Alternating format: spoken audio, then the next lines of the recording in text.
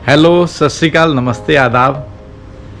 आज फिर हम नए ब्लॉग के लिए इकट्ठे हो रहे हैं। तो आज एक्चुअली मैं जा रहा हूँ फिर टाटा मोटर्स की एजेंसी पे, क्योंकि उन्होंने कुछ मुझे चीज़ें थी जो सेल्स के टाइम नहीं बताई। लेकिन मैं अब उनसे जानना चाहूँगा कि उन्होंने वो मुझे चीज़ें जो थी वो बताई क्यों नहीं। तो द थिंग इज़ दैट कि मैं जाऊंगा, एक तो मुझे सर्विस करवानी है बेसिकली, और मुझे वो चीज़ें भी पूछनी है जो उन्होंने कहा था कि मैं आपको बताऊंगा।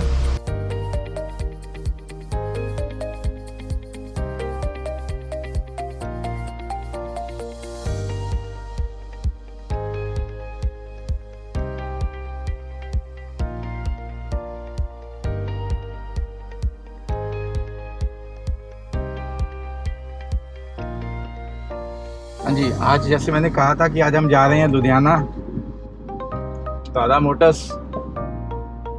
कुछ बातें करनी है सेल्स पर्सन से और सर्विस करवानी है गाड़ी की। कुछ इश्यूज आ रहे हैं उसके रिगार्डिंग। साथ साथ रास्ते में कुछ बातें करेंगे।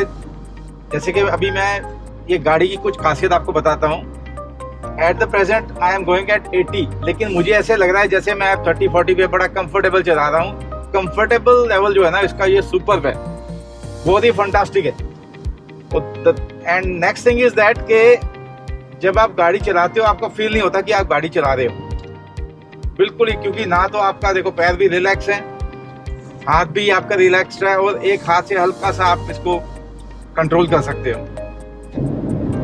और दूसरी ये बात है कि जो पंजाब की जो सड़कें है ना, ये भी बहुत मलाईदार हैं। मतलब यहाँ पे आपको पता ही लगता कि आप मतलब बहुत ही फंटास्टिक है। अभी हम पहुंच चुके हैं, ये चंडीगढ़ यूनिवर्सिटी है। रास्ते में हम थोड़ी कुछ बातें कर चलेंगे, साथ में आपको आसपास का जो एटमॉस्फेयर है वो भी दिखाएंगे। और पंजाब की खासियत ग्रीनरी तो है ही, सब तरफ ग्रीनरी, हरियाली, तो ये तो आपको देखने को मिलेगी। तो और कुछ आपको खासियत बताऊंगा इस गाड़ी की, कि जब भी आप इसको ड्राइव करते हो ना, तो एक तो साउंड नहीं आती, बिल्कुल भी साउंड बिल्कुल ना के बराबर है। सिर्फ व्हील्स के पहियों के चलने की जो आवाज़ है ना, टायर की जो आवाज़ है, बस वो हल्की फुल्की महसूस होगी आपको, बाकी कुछ नहीं। इसका जो म्यूजिक सिस्टम वगैरह है वो भी बहुत ही अच्छा है, बहुत बढ़िया है। तो अभी हम ये जो हमारे व्लॉग है स्टार्ट करने जा रहे हैं। अभी तो हम सिर्फ नेक्सन ईवी की बातें कर रहे हैं। इसके बाद हम अलग अलग ग्रीन एरियाज की आपको विजिट करवाएंगे। बहुत ही अच्छी जगह है यहाँ पे नॉर्थ की आसपास, तो हम आपको घुमाएंगे वो सारी जगह। एक और चीज़ मेरे दिमाग में आ रही है, अब लोग जब भी जाता हूँ ना, कई बार लोग पूछते हैं इसकी हाई स्पीड कितनी है। मैं कह जी 120, कहते 120 है। मैं कह जी इंडियन रोड्स के ऊपर अगर एथिकली देखें, अब हाईवे पे हम जा रहे हैं, तो हाईवे पे अभी आपको दिखाता हूँ कि हाईएस्ट जो स्पीड होती है वो 80 होती है। अगर कोई सिटी आ जाती है बीच में तो वहाँ पे कम हो जाती है। अब मैं दिखाना चाहूँगा कि देखो हाईएस्ट स्पीड यहाँ पे जो हाईवे की है वो 80 ही है। तो 80 से ऊपर चलाने का तो कोई मतलब नहीं बनता। चलो ज़्यादा कहीं जल्दी भी है तो 100 से ऊपर तो गाड़ी जाती नहीं है इंडिया के अंदर। सो ये मेरे ख्याल कहने वाली बात है कि 120 कम है, चलती है 80 पे भी ऐसी है जैसे 10-20 पे चल रही है। तो मैं लेकिन एथिक्स को फॉलो करता हूँ, तो मैं तो इसको 80 से ऊपर नहीं ले जाता हूँ। जहाँ जितनी लिमिट लिखी होती है उतनी लिमिट पे ही चलाता हूँ। हाँ, चला के देखी है मैंने, 100+ भी चला के देखी है, इट गोज फंटास्टिक। लेकिन जो एथिक्स हैं वो तो एथिक्स हैं, क्योंकि आफ्टर ऑल है तो गाड़ी ना। अगर आप कंट्रोल इसको आप ही करोगे, ये आपको कंट्रोल नहीं करती। तो जहाँ तक अच्छे से कंट्रोल हो सके वहीं पे इसको चलाना चाहिए। मेरा तो ये सलाह है। ये सामने आपको दिखाई दे रहा है, ये ईंटों का भट्टा है जी। अभी है कुछ भट्टे रह गए यहाँ पे, बाकी तो अब खत्म ही हो गए जहाँ ईंटें बनाई जाती हैं। मुझे सुनने में आया कि कई स्टेट्स में तो ये जो मिट्टी की ईंटें हैं वो बनानी भी बंद कर दी गई हैं। वहाँ पे सीमेंट की ईंटें ही अलाउड हैं, गवर्नमेंट ने ही बंद कर दिया। लेकिन पंजाब में अभी यही ईंटें यूज होती हैं।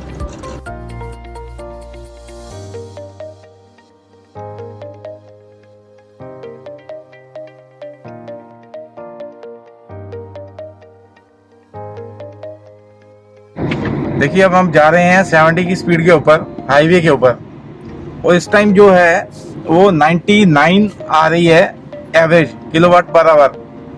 तो ये इससे आप देख सकते हो कि ये इस हिसाब से लगाऊं तो लगभग 300 के आसपास जो है एवरेज वो आ रही है। तो ये वेरी करती है आपकी ड्राइविंग सेंस के ऊपर। बेसिकली आप कई कहते हैं ये, मुझे सुनने में आया कि कहते हैं 150 की एवरेज आती है, कई कहते हैं 200 की, मुझे 250 से 300 के बीच में आती है। So the thing is that कि ये आपकी ड्राइविंग सेंस पे डिपेंड करता है। अभी कभी ये ज़्यादा हो जाती है, जैसे भाई रोड खाली है, अच्छा है, तब जैसे 101 हो गई अभी ये, ठीक है ना, ये 127 भी हो जाएगी, ये 96 भी हो जाती है। तो accordingly, according to the driving sense और द ड्राइविंग ट्रैक, ये एवरेज जो है कम ज़्यादा होती रहती है, इस पे डिपेंड करता है। हाँ ठीक है, कुछ चीज़ें हैं जो अपडेट के साथ, जब अब देखता हूँ मैं गाड़ियाँ जानी है तो उसमें अपडेट्स होनी है, उससे भी और ज़्यादा कुछ फर्क पड़ेगा, शायद हो सकता है और भी अच्छी एवरेज आ जाए। लेकिन मुझे इतनी उम्मीद है कि 300 की एवरेज में निकाल ही लूंगा जैसे मर्जी हो, ये मुझे विश्वास है पूरा।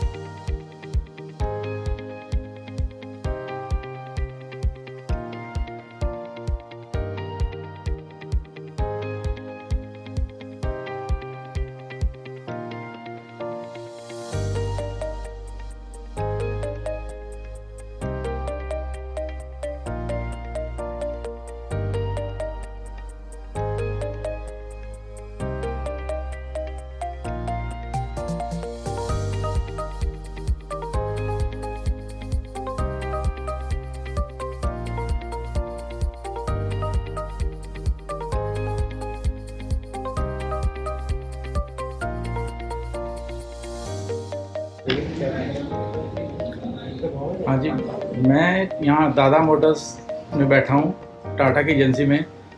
मैंने कहा था कि जैसे मैं सर्विस करवाने आया था और कुछ चीज़ें जो डिस्कस करनी थी डिस्कस तो कर ली खैर, लेकिन इनकी सर्विस बहुत ही पुअर है। और सुबह 9:15 बजे मैंने गाड़ी लगा दी थी फर्स्ट नंबर पे, और इस टाइम मेरे ख्याल 1 बज चुका है, 2 बज चुके हैं, ठीक है, अभी तक मुझे गाड़ी नहीं मिली है। और उसमें उल्टा पूरे क्या किया इन्होंने, जबकि सर्विसिंग में सिर्फ अपडेट होनी होती है और उसके बाद सिर्फ उसके अंदर क्या है, सिर्फ वॉशिंग होनी है।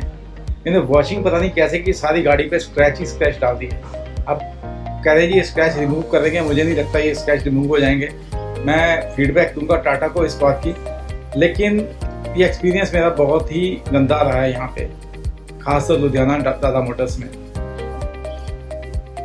डिलीवरी के टाइम सब कुछ अच्छा था, लेकिन अब ऐसा हो गया कि पूछो नहीं, क्योंकि स्क्रैच का कोई अल्टरनेटिव मुझे लगता नहीं, ऊपर बफिंग कर रहे हैं, रबिंग कर रहे हैं, क्या कर रहे हैं मुझे नहीं पता। सब आ गए थे, सीनियर्स भी आ गए थे, कहते जी हम आपको ठीक करके देंगे, but I don't think so कि I get the car as I have given to them, क्योंकि 2 महीने में मेरे पास एक भी स्क्रैच नहीं पड़ा और इन्होंने 1 घंटे के अंदर स्क्रैच कर दिए।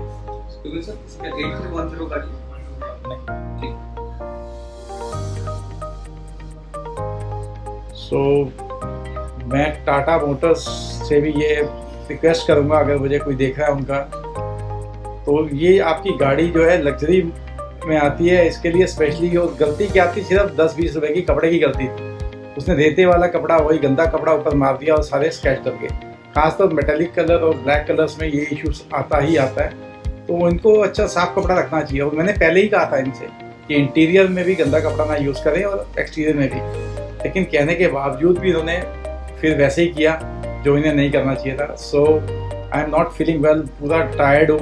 और यहाँ अगर बात करूँ तो यहाँ पानी भी मुझे बार बार मांगने पर मिल रहा है, मांगने पर भी नहीं मिल रहा। 3-4 बार मैंने बोला है, तब जाके मैं खुद पेंट्री से पानी उठा के लेके आया। तो इनकी सर्विस मुझे बहुत ही बुरी लगी है। जितनी भी गाड़ियाँ मैंने अब तक ली है, चाहे शेवरले थी या टाटा की और एजेंसी से ली थी, सारा बहुत अच्छी सर्विस थी। और एक बात शेयर करना चाहूँगा, 5 साल पहले मैंने यहाँ से, मेरे पास दूसरी गाड़ी थी, मैंने यहीं से वो गाड़ी को सर्विस करवाया था। कुछ इशू ब्रेकडाउन हो गया था और इन्होंने 3 दिन में वो गाड़ी मुझे बहुत ही अच्छे तरीके से सर्विस करके दी थी। तो वो 5 साल पहले का एक्सपीरियंस लेके मैं यहाँ पे आया था, तो मैंने सोचा इस बार भी अच्छा ही होगा। But there is a big difference in today and 5 years back. So I am not satisfied, बहुत ही दुख हुआ।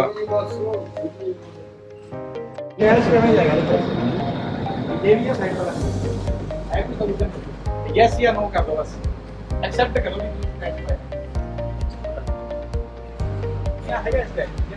पीछे दौड़ के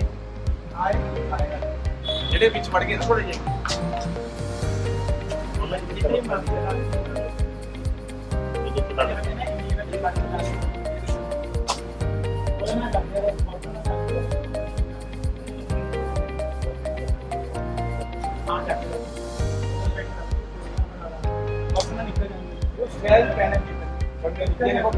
मेरे साथ हो गया, उन लोगों के साथ मत करो। मैं ये नहीं चाहता कि आपकी फीडबैक में टाटा को दूं।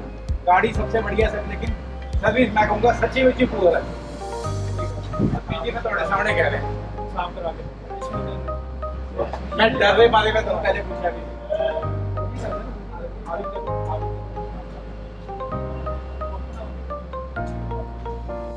मैं जी आया था दादा मोटर जैसे मैंने आपको बताया था, तो गाड़ी बहुत बढ़िया है, टाटा की गाड़ी बहुत बढ़िया है, लेकिन कुछ मुझे शिकायतें थी हमारे पास।